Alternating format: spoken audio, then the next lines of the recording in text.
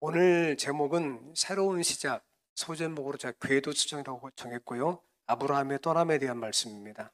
그리고 제가 오늘 주안점으로 질문 드리는 것은 하나님의 섭리에 이르는 데 있어서 우리가 우선적으로 어떤 것을 생각해야 되는가에 대해서 말씀을 오늘하고 다음 시간까지 좀 드리겠습니다.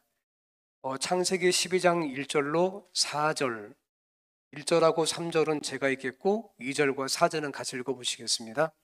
1절 여호와께서 아브라함에게 이르시되 너는 너의 고향과 친척과 아버지의 집을 떠나 내가 너에게 보여줄 땅으로 가라.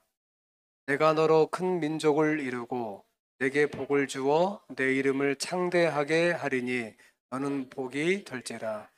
너를 축복하는 자에게는 내가 복을 내리고 너를 저주하는 자에게는 내가 저주하리니 땅의 모든 족속이 너로 말미암아 복을 얻을 것이라 하신지라. 이에 아브라함이 여호와의 말씀을 따라갔고 그와 함께 갔으며 아브라함이 하란을 떠날 때에 75세였더라. 제가 지난주까지 읽었던 책의 제목은 그 퓨처 셀프입니다. 퓨처 셀프. 그냥 한국판 번역에 그냥 퓨처 셀프라고 그대로 원 제목을 가져왔더라고요. 이걸 우리말로 번역하면 퓨처 셀프, 미래의 자아, 미래의 내 모습, 또 내가 소망하는 미래의 나의 모습, 이렇게 의역할 수가 있겠습니다. 그런데 여기에서 그 저자가 꽤 굉장히 강력한 책인데요, 이 책이. 현재와 미래에 대한 어떤 관점을 가지고 풀어나가는 하나의 보고서와 같은 건데요. 여기서 저자가 말하고 하는 게 뭐냐면은 미래의 나의 모습, 내가 소망하고 있는 미래의 모습이 있잖아요. 그죠? 미래의 모습이 현재 내 삶의 방향과 잠재력을 결정한다는 거예요. 심리학 관점에서 보게 되면 과거에는 어떻게 주장했냐면 과거의 내 모습이 현재의 나를 결정한다. 과거에 내가 가지고 있던 마음의 상처나 삶의 어떤 형편이나 또는 학습된 것이 계속 축적이 되어서 현재 내 모습을 이룬 것이다. 따라서 지금 내 인생이 행복한 것은 과거에 원인이 있고 지금 내 인생이 이렇게 불행한 것은 전부 다 과거 때문이다. 이런 보고서가 있었어요. 그런데 다른 관점에서 보게 되면 이렇게 보는 겁니다. 미래에 내가 꿈꾸고 미래에 생각하고 내가 소망하는 미래의 어떤 나의 모습이, 내 기대하는 모습이 현재 내 삶에 대한 나의 태도, 그리고 내가 어떻게 살아가야 되는 나의 방향, 그리고 내 속에 가지고 있는 재능보다도 생각의 전환을 통해서 잠재력을 결정한다는 거예요. 그러니까 예를 들면 내가 만약에 멋진 몸을 갖고 싶어요. 남자건 여자건. 그러면 그걸 상상하게 돼요. 가까운 미래에 내가 정말 멋진, 건강하고도 아주 멋진 몸을 갖고 싶다. 그러면 현재 그거에 대한 분명한 목표가 생기게 되면 이 사람은 생각으로 멈추지 아니하고 헬스장에 가거나 달리기를 하거나 어떤 방법을 찾지만 미래에 대한 내 어떤 모습도 갖고 있지 아니하면 그 사람은 현재 상태에서 어떤 것도 선택하지 않는다는 거예요. 우리가 다이어트 할 때도 그냥 다이어트 하지 않잖아요. 어떤 모습을 생각하며 다이어트 하죠? 어떤 걸 생각하죠? 맞아요. 날씬한 모습을 생각하잖아요. 실제 그러신가요? 맞아요. 그래서 가까운 미래에 어떤 모습을 생각하고 지금 그 대가를 지불하는 것이죠. 이렇게. 그러면서 이 저자가 어떻게 말하냐면 희망이 뭐냐? 희망이 뭐냐 이거지요. 우리 기독교 관점에서 보게 되면 소망이 뭐냐 이거예요. 소망은 뭐냐? 미래를 살아가는 현재의 방법이다. 이렇게 말하고 있더라고요. 그러면서 그 파트가 한 네 파트가 있는데 그 파트 1에서 제가 자주 가끔씩 말씀드리는 빅터 프랭클 이야기를 하게 되는데요. 1944년도 정신과 의사였던 빅터 프랭클은 그 체코에 있는 아우슈비츠 강제 수용소를 끌려갑니다. 그날 끌려갈 때 엄마와 함께 끌려가요. 근데 수용소에 들어가니까 입구에서 저기 있는 그 병사가 이만한 주의봉을 가지고 너 왼쪽, 너 오른쪽 이렇게 하는 거예요. 영문도 모르고 그 대기하고 있는데, 그러면 저 뒤에서 수많은 사람들이 이렇게 줄을 지어 있잖아요. 그래, 손에 있는 막대기를 가지고 이렇게 왼쪽으로 하게 되면 왼쪽 가는 거예요. 근데 이 막대기로 이렇게 우측으로 하게 되면 어디로 가는 겁니까? 그리고 이 두 무리는 다시는 이 세상에서 만날 수가 없었어요. 자기는 왼쪽으로 갔대요. 자기 엄마는 오른쪽으로 간 거예요. 그리고 그날 오른쪽으로 간 자기 엄마를 포함한 모든 사람이 가스실에서 살해를 당합니다. 죽는 거예요. 충격을 받습니다. 이 프랭클이. 자유의 박탈, 세상과의 단절, 그리고 추위와 배고픔, 그리고 모든 사람이 공통적으로 갖고 있는 절망감. 이것이 계속 더해지고 더해지면서 거기에서 누가 그 사람들을 고문하지 않았음에도 불구하고 날마다 사람들이 죽어나갑니다. 근데 프랭클이 가만히 보니까 수많은 사람들이 날마다 죽어나가면 갔다가 시신을 버리거든요. 가만히 보니까 거기에서 오래 산 사람이 죽어나가는 게 아니고 가만히 관찰해 보니까 거기에서 죽는 사람과 살아나는 사람의 그 차이점이 있더라는 거예요. 그러면 살아남은 사람은 건강해서 거기서 살아남는 거 그건 아니라는 거예요. 프랭클도 살아남았거든요. 그럼 그가 건강했는가? 그렇지 않아요. 그런 장티푸스에 걸려서 죽을 뻔했어요. 아니면 그 수용소 안에서 다른 사람에 비해서 여건이 좋거나 보직이 좋아서 살아남았는가? 그것도 아니에요. 프랭클은 늘 춥고 배고프고 힘들었거든요. 근데 왜 살아남았는가? 내 공통점은 무엇인가? 거기에 대해서 프랭클은 자기의 경험을 이렇게 기록했더라고요. 나는 아우슈비츠 수용소에 끌려가서 출판 준비를 마친 원고를 빼앗겼다. 그는 자기의 평생에 글을 쓰고 있었어요. 정신과 의사로서. 그 원고를 반드시 다시 쓰겠다고 굳게 결심했다. 끌려갈 때에 너무나 소중하니까 옷 속에다가 종이 뭉치를 이쪽 호주머니에 이쪽 호주머니에 아래쪽 호주머니 나누어 가지고 그 원고를 가지고 수용소에 끌려간 거예요. 근데 수용소에 끌려가서 검색하다 보니까 원고 가운데 일부를 뺏긴 거예요. 일부는 남아있지만 너무나 소중한 건데. 근데 그 순간에 그걸 생각한 거예요. 이 원고 어떻게 해야지 이거? 출판해야 되는데. 그러면서 나는 절대 죽을 수 없어. 왜냐하면 뺏긴 원고를 다시 뭐 해야 돼? 다시 책을 뭐 해야 돼요? 써야 되는 거예요. 그러니까 그가 살아남을 이유는 뭐냐면 뺏긴 그 원고의 일부분을 다시 기록해가지고 출판하는 게 목적이에요. 지금 자기가 죽을지 살지 모르는데 말이에요. 하지만 말도 안 되는 그 이유 하나가 그로 하여금 살아야 된다는 동기를 갖게 했다는 거예요. 그러면서 이 원고를 새롭게 쓰고자 하는 간절한 열망 덕분에 그곳에서 모진 고초를 겪으면서도 살아남을 수 있었다. 그러면서 그 다음 문장에 이렇게 니체의 말을 인용합니다. 왜 살아야 하는지 아는 사람은 그 어떤 상황도 견딜 수 있다. 여러분, 그러니까 특별히 예수를 영접하고 살아가는 이 기독교인들, 그리스도인은 내가 왜 예수를 믿음으로 말미암아 살아야 되는데 명확한 생각을 갖고 살아가야 된다는 거예요. 이런 복음의 핵심은 예수님을 믿음으로 구원을 받고 소망 가운데 사는 거예요. 그래서 시편 41편에 42편 11절에 보게 되면 너는 하나님께 무엇을 두어라? 무엇을 두어라? 소망을 두어라. 하나님께 소망을 두어라. 미래에 대한 거예요. 하나님이 너의 소망이다.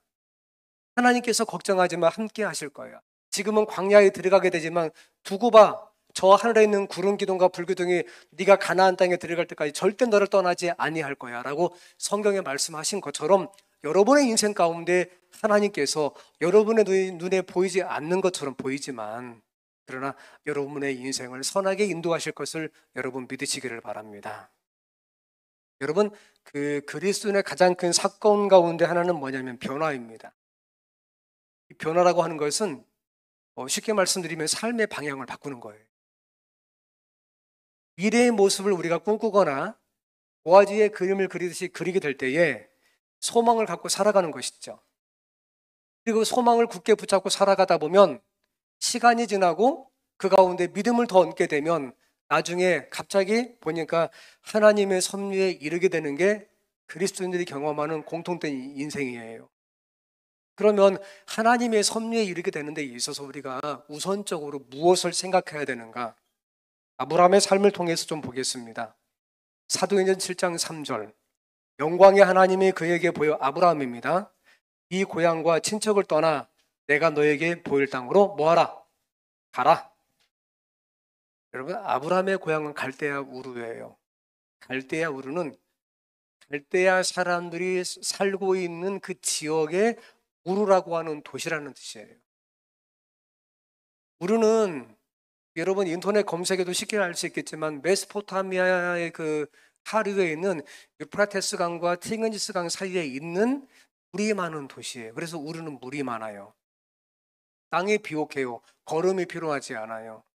최고의 문명을 가진 곳이에요.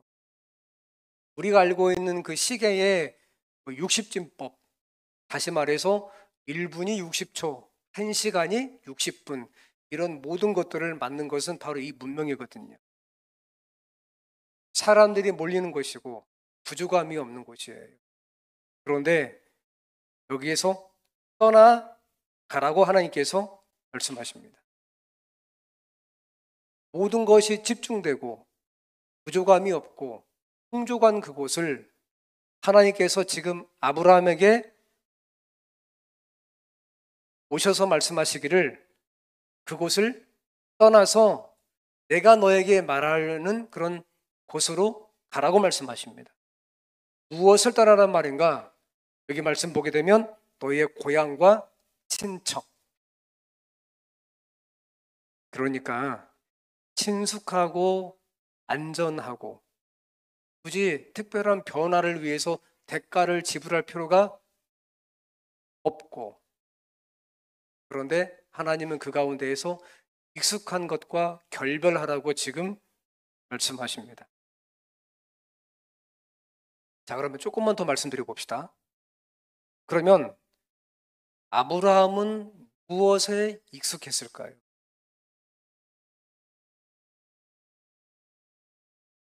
고향과 친척을 떠난다는 것은 단순하게 자기의 어떤 그런 그 부족을 떠난다는 이상의 의미거든요. 친숙하고 안전하고 익숙한 것과 결별하는 것인데, 그럼 아브라함은 무엇에 익숙했을까? 많이 있겠죠. 그죠? 예, 그것도 있겠고. 얼마나 많이 있겠어요. 그런데 성경을 통해서 확인해 보면 여호수아서 24장 2절. 옛적에 너희 조상들 곧 아브라함의 아버지 나홀의 아버지 누구가? 데라가 강 저쪽 이쪽 저쪽. 그래서 우리가 히브리 할 때 나오는 말이에요. 히브리란 말은 강을 건너온 사람들이란 뜻이에요.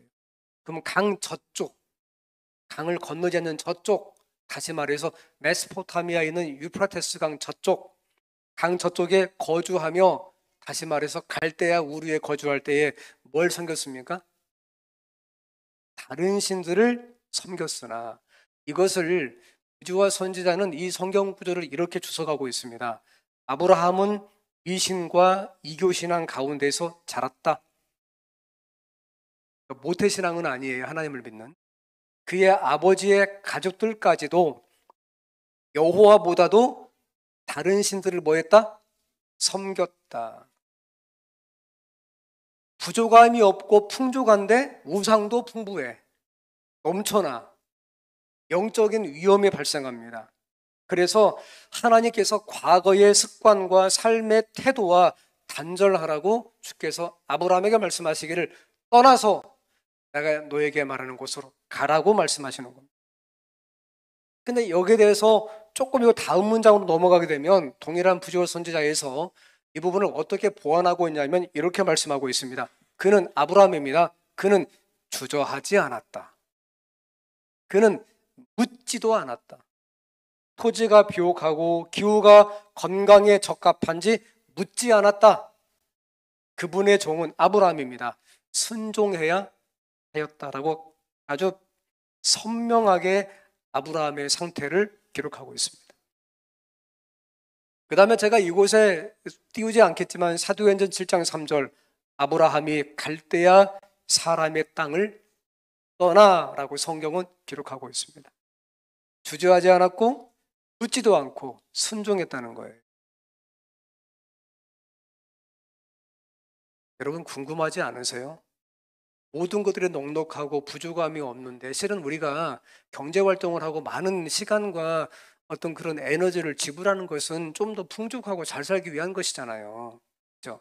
그런데 하나님께서 아브라함으로 하여금 거기에서 그를 불러내시는 것이거든요. 지금요. 즉 그 공간 속에 살고 있는 사람들의 관념과 하나님의 관점이 서로 충돌한다는 거예요. 신앙의 갈등이라고 하는 것은 크게 두 가지예요. 첫 번째는 뭐냐면 하나님의 말씀과 내 마음의 상태가 달라서 갈등과 충돌이 생기는 거 하나. 두 번째는 내 마음의 상태와 세상의 것들이 차이가 있어서 갈등하는 거 하나. 그렇잖아요. 그죠? 그래서 동일한 상황 가운데에서도 어떤 사람은 양심의 가책을 느끼지 아니하지만 예수를 믿는 사람은 양심의 가책을 느끼는 경우가 있는가요? 없구나. 없는 거야? 있죠. 한 번은 어떤 교인이 저를 찾아왔습니다. 굉장히 어두운 얼굴이었어요. 그리고 저한테 그가 저에게 질문했습니다. 목사님,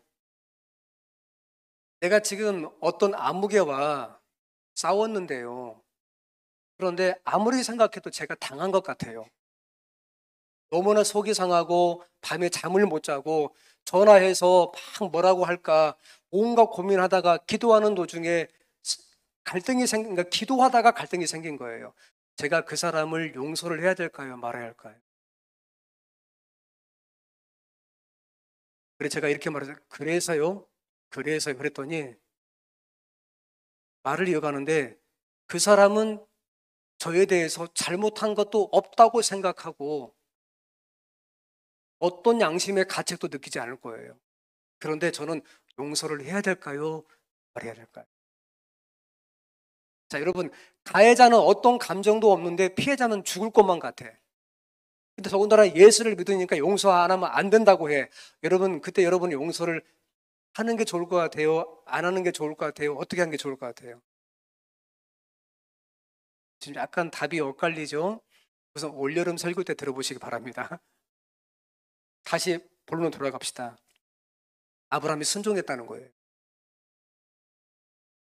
순종했다는 거예요.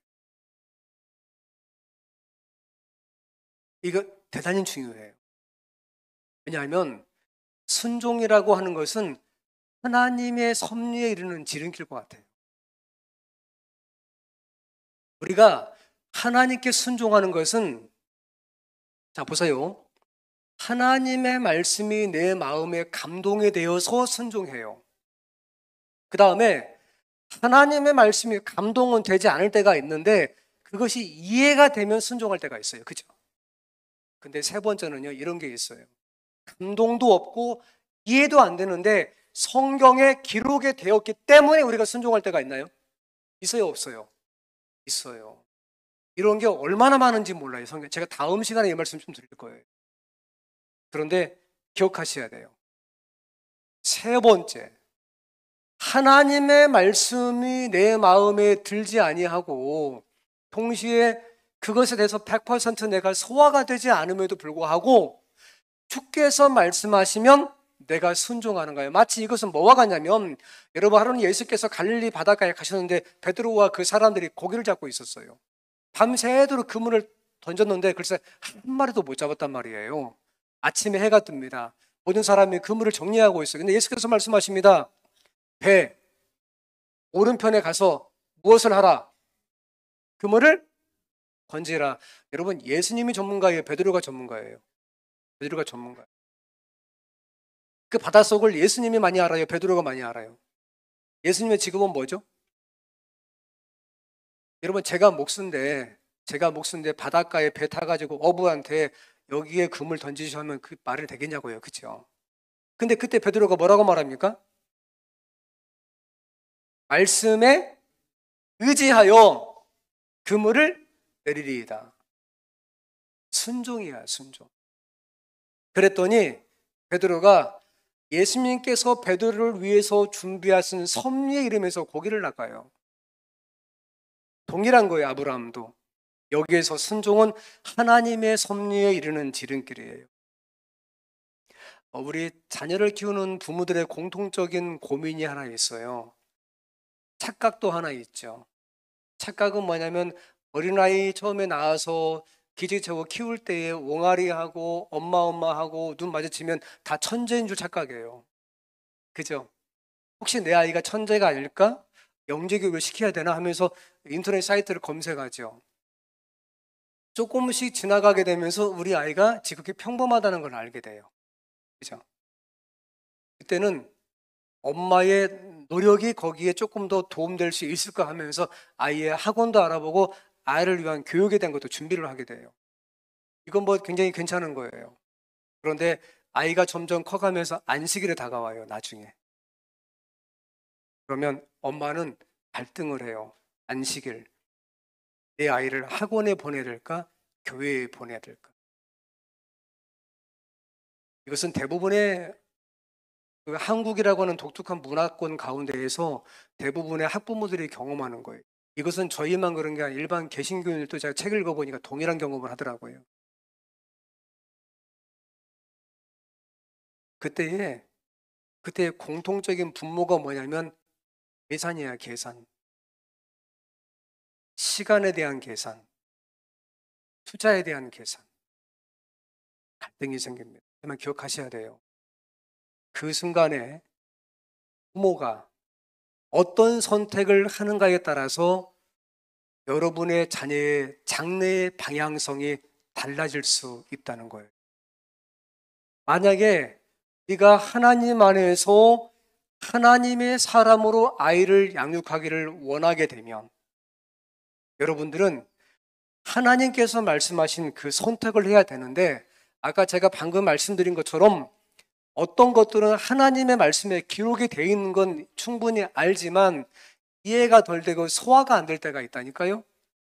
그러나 베드로처럼 순종하시게 되면 여러분들은 다른 사람이 경험하지 못하는 하나님의 섭리에 이룰 수 있다는 것, 여러분 반드시 기억하시고 그렇게 믿으시기를 바랍니다. 아브라함이 가족을 데리고 하란으로 떠났습니다. 지금 지도 보시는 것처럼 하나님이 말씀하신 땅은 가나안 땅이었습니다. 하지만 아브라함은 하란으로 갑니다. 고향을 떠났지만 아직은 하란입니다. 아브라함이 하란에서 지체하게 되자 하나님께서 두 번째 아브라함에게 두 번째 나타나셔서 말씀하십니다. 가나안 땅으로 가라고 말씀하십니다. 이것은 뭐와 같냐면 성경 말씀 보게 되면 하나님께서 이 땅에 오신 것과 거의 흡사합니다. 하나님께서 예수님께서 저 하늘에 있는 자기의 본래 거주하던 곳을 떠나서 이 땅에 오시는 겁니다. 아브라함은 하나님의 말씀과 약속을 믿고 떠났고 예수님은 그런 약속을 믿는 사람들을 구원하기 위해서 하늘에서 이 땅에 오신 것입니다. 따라서 성경은 크게 두 가지의 떠남이 있습니다. 첫 번째는 하나님의 말씀에 순종해서 하나님의 구원 가운데 머물기 위해서 떠나는 것. 두 번째, 하나님의 떠남은 그러한 사람들을 구원하기 위해서 하나님의 보좌를 버리고 떠나는 것입니다. 전자가 은혜라고 한다면 두 번째는 십자가의 희생이 반드시 전제가 돼야 되는 것이에요. 자, 창세기 12장 1절. 여호와께서 아브라함에게 이르시되 하란에서 말씀하십니다. 너는 너의 고향과 친척과 아버지의 집을 떠나 내가 너에게 보여줄 땅으로 뭐 하라? 다시 가라. 반복하는 거예요. 이거 어디에서 말씀하신 거예요? 처음에? 갈대야? 우르에서. 문장까지 똑같아요. 성경 말씀 한번 봐보시면. 그런데 아브라함이 하란으로 가게 돼서 지체하게 되자 다시 말씀하십니다. 두 번째 나타나서 너는 말이야 떠나서 내가 너에게 보여줄 땅으로 가라. 그리고 이 말씀에 순종하게 되면 내가 너로 큰 민족을 이루고 너에게 복을 주어 너의 이름을 창대하게 하리니 너는 뭐가 될지라 복이 될지라 땅의 모든 족속이 너로 말미암아 복을 얻을 것이라 신지라. 여기서 제가 너는 복이 될지라 이 말씀을 다른 성경 번역, 특별히 그 현대인의 성경 어떻게 번역했냐면 너는 다른 사람에게 복을 끼치는 자가 되라. 그 다음 두 번째 문장에 너로 말미암아 할 때 말미암아 이 히브리어는 크게 두 가지로 해석이 되더라고요. 첫 번째는 너를 통해서, 두 번째는 네 안에서, 그런 뜻도 포함되더라고요. 법적으로 너로 말미암아 복을 얻을 것이라 이 말씀은 너를 통해서 복을 받을 것이라. 그러니까 여러분 하나님의 말씀에 순종해서 하나님의 섭리에 이를 것을 소망하면서 그렇게 인생을 살아갔더니 실제 하나님께서 말씀하시기를 그렇게 살아가게 되면 너는 말이야 다른 사람에게 복이 될 거야. 해가 되지 않고 복이 될 거야. 그리고 너를 통해서 복이 흘러나갈 거야. 물이 흘러나가는 것처럼. 두고 봐. 내가 너희 하나님이야. 반드시 그것을 기억하고 너를 통해서 네 주변 사람들이 복을 받게 할 거예요. 여러분 그러니까 말이에요. 예수를 영접하고 신실하게 소망 가운데 살아가는 그 사람 한 사람 때문에 그의 가족이 구원받을 수 있다니까. 주변 사람이 구원받을 수가 있어요. 복을 받을 수가 있단 말이에요. 그러니 우리가 예수 안에서 소망 가운데 살아가는 게 얼마나 중요하겠습니까? 변화의 시작은, 내면적인 시작은 생각의 전환이지만 실제 삶 부분에 있어서는 변화의 시작은 순종하는 거예요. 말씀을 듣고 행동으로 옮기지 아니하면 변화는 요원하게 됩니다. 만약에 여러분 가운데 어떤 분이 내가 처음에 예수를 믿을 때와 별 차이가 없고 내 삶에 변화가 없다고 생각된다면 이거 생각하셔야 돼요. 내가 하나님의 말씀에 순종하고 있는. 여러분 아브라함은 말이에요. 북쪽으로부터 와서 남쪽으로 가나안 땅에 들어갔습니다. 그리고 성경은 그가 가나안 땅에 들어갈 때에 어떠한 마음의 자세로 들어갔는지를 알 수 있는 중요한 단서를 하나 반복하는데요. 창세기 12장 6절 아브라함이 그 땅을 지나 세겜 땅 모래 상수리 나무에 이르니 지도 보시는 것처럼 그가 그곳에서 뭘 쌓고? 제단을 쌓고. 그러니까 아브라함이 가나안 땅에 처음 들어와 가지고 장막 텐트를 어디에 쳤냐면 세겜에 쳤어요. 세겜에. 여기에 텐트를 치고 난 다음에 아브라함이 가장 먼저 한 것이 뭐라고요? 제단을 쌓은 거. 우리말로 하면 어떻게 우리가 의역할 수 있겠어요? 하나님 앞에 뭘 드린 겁니까? 예배를 드리는 거. 그 당시는 예배 드리는 방법이 다 동일하지 않았어요. 가나안 땅에도 다양한 이방신들이 있었거든요. 근데 아브라함이 와서 창세기 3장 15절에 여자의 후손을 상징하는 양을 잡아서 하나님 앞에 예배를 드리고 불로 태워서 하나님 앞에 올려보냅니다. 결심하고 그렇게 그런 태도를 갖고 있는 거예요. 하나님의 말씀 따라서 여기에 왔으니 내가 주의 말씀에 순종하며 살아가겠다고. 이게 세겜이거든요. 나중에 세월이 지나갑니다. 아브라함이 이삭을 낳고 이삭이 누구를 낳고 누구를? 야곱을 낳고 야곱이 나중에 자기 형 누구? 에서의 장자권을 빼앗기 위해서 속이잖아요. 도망갑니다. 어디로 가죠? 하란으로. 자기 외삼촌 집에 도망가죠? 거기 갔다가 야곱이 20년 만에 돌아와요. 20년 만에 돌아와가고 처음에 머문 곳이 여기 세겜이에요. 자기 할아버지가 머문 곳에 야곱이 머물러서 거기서 똑같이 하나님 앞에 제사를 드립니다. 아브라함은 여기에서 성경 말씀 보게 되면 거기서 베델 동쪽 산으로 옮겨갑니다. 남쪽입니다. 실은 그곳에서 여호와께 제단을 쌓고 점차 남방으로 옮겨갔더라. 계속 짐을 이동하면서 하나님 앞에 제단을 쌓는데 남쪽으로 옮겨갑니다. 다시 말해서 저기 북쪽에 있는 갈대아 우르에서 점점점 멀어질 뿐 아니라 두 번째 머물렀던 하란에서도 점점점 남쪽으로 가니까 멀어지는 것이죠. 그러면 그가 하나님의 말씀에 순종해서 가나안 땅에 들어와서 남쪽으로 점점 내려가고 있잖아요. 그죠? 그러면 자 보세요. 남쪽으로 점점점 내려가면 삶의 여건이 좋아질까요? 안 좋아질까요? 왜 안 좋아질까요? 가장 큰 문제가 어떤 문제죠?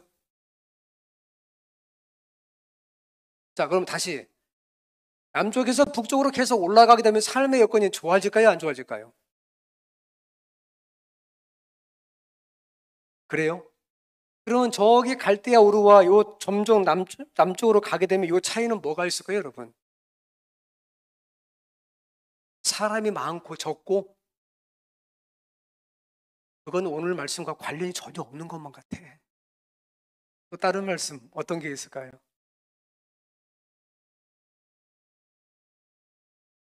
마음이 남쪽으로 가게 되면 그반 오늘 왜 그러세요, 계속?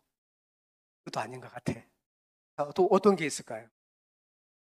지형적으로, 기후적으로.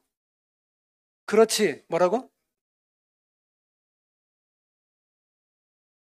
지금부터 아무 말도 하지 마세요. 오케이. 다 여기 뭐라고요? 그렇지. 남쪽으로 가면 갈수록 사막에 가까워지니까 뭐가 없어요. 지금 아브라함이 뭘 채야 돼요? 가축을 채야잖아요. 자, 물이 없으면 땅에서 뭣도 안 나요. 풀도 안 나는 거예요. 거주 환경이 좋아져, 안 좋아져? 좋아지는 거죠. 여러분, 이 정도 되게 되면 옛날 생각이 날까요, 안 날까요? 내가 갈대아 우르에 살 때는 이러했는데 비가 오지 않아도 물을 대는데 불편함이 없었고 비료를 뿌리지 않아도 너무나 비옥한 거기 때문에 굳이 심기만 하면 됐는. 비가 오지 않고 골짜기에 물이 없고 풀이 나도 굉장히 작고 이럴 때에 소위 사람들은 어떻게 말하냐면 시험에 들었다. 근데 여기서 끝나지 않아요. 그 다음 말씀 보게 되면 아브라함의 장막을 옮겨 헤브론까지 내려갑니다. 마물의 상술이 숲으로 이르러 거기 거주하며 거기서 여호와를 위하여 모았더라. 제단을 쌓았더라. 그럼에도 불구하고 아브라함이 가는 곳마다 제단을 쌓는 거예요. 여러분 이게 무엇을 의미하는지 아시겠습니까, 여러분? 창세기 11장에서 그 성경 말씀 보게 되면 사람들이 그 신할 땅에 이르러서 그 동일한 메소포타미아 그 평야에서 그 큰 탑을 쌓기 시작해. 무슨 탑? 바벨탑. 창세기 11장은 바벨탑을 쌓기 시작한단 말이에요. 그런데 아브라함은 창세기 12장을 넘어가게 되면 그는 가는 곳마다 하나님 앞에 제단을 쌓기 시작해요. 예배를 드리고 기도하고 하나님을 계속 만나면서 경험했다는 거예요. 삶의 여건은 녹록하지 않아요. 헤브론은 더 남쪽 지역이거든요. 나중에 아브라함은 여기서 조금 더 밑으로 내려가게 됩니다. 헤브론은 1년에 비가 200mm밖에 오지 않아요. 비가 100mm 미만으로 내리게 되면 사막 기후예요. 헤브론은 풀이 있기는 있지만 넉넉하지 않고요. 건기가 워낙 길어서 어떤 때는 모래바람만 날리는 곳이란 말이에요. 근데 보세요.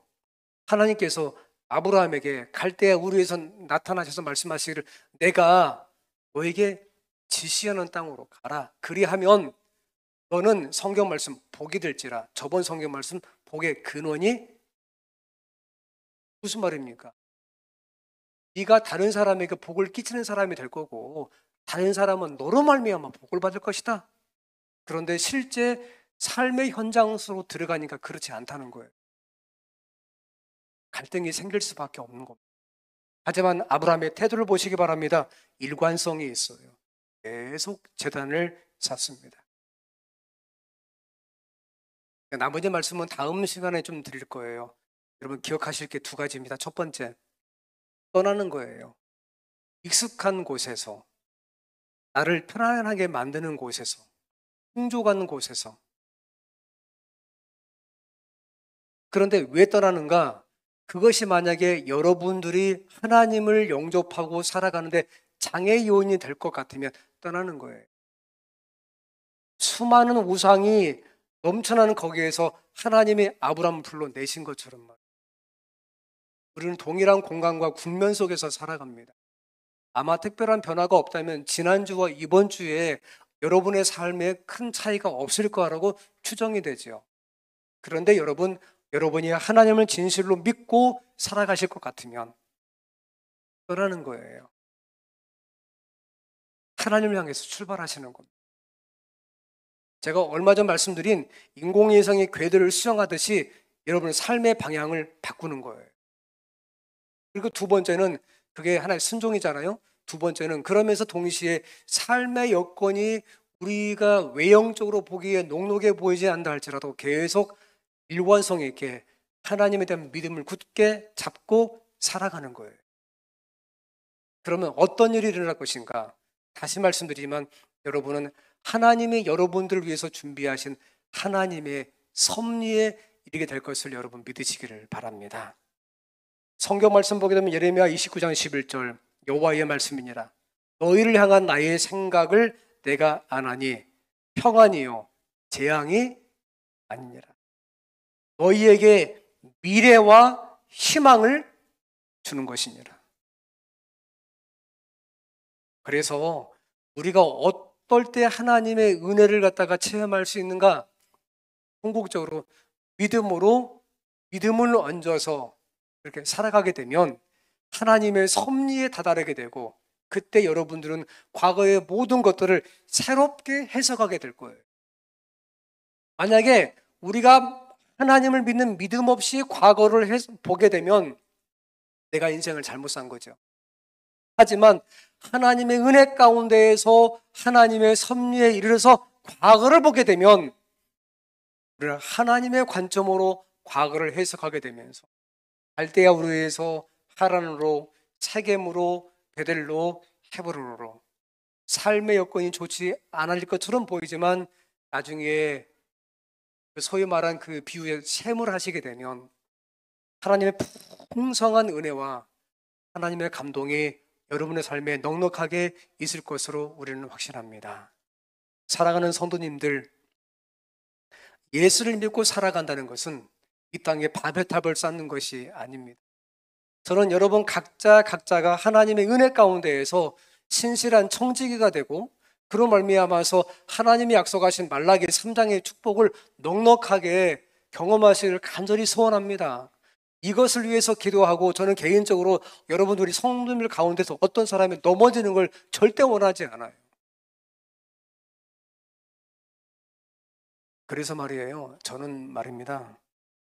제 주변 사람들 다 잘 살았으면 좋겠어요. 무슨 뜻인지 아시죠, 여러분? 그죠? 제가 실제 그런 마음이 있었어요. 그런데 혹 말이에요. 간혹 그렇지 못한 경우가 발생한다 할지라도 하나님의 말씀에 순종하고 예배드리는 삶의 태도가 지속적으로 유지가 됨으로 말미암아 나중에 이렇게 고개를 돌려서 내 과거를 보면서 새롭게 해석할 때에 하나님의 다양한 은혜와 섭리가 있었다는 것을 경험하는 그런 신자가 되기를 간절히 소원합니다. 성도 여러분, 두 가지였습니다. 순종과 예배입니다. 그렇게 살아가시는 그리고 다음 주 안식일까지 하나님을 개인적으로 경험하시는 모든 하나님의 아들들과 딸들이 되기를 바라면서 말씀을 드리겠습니다.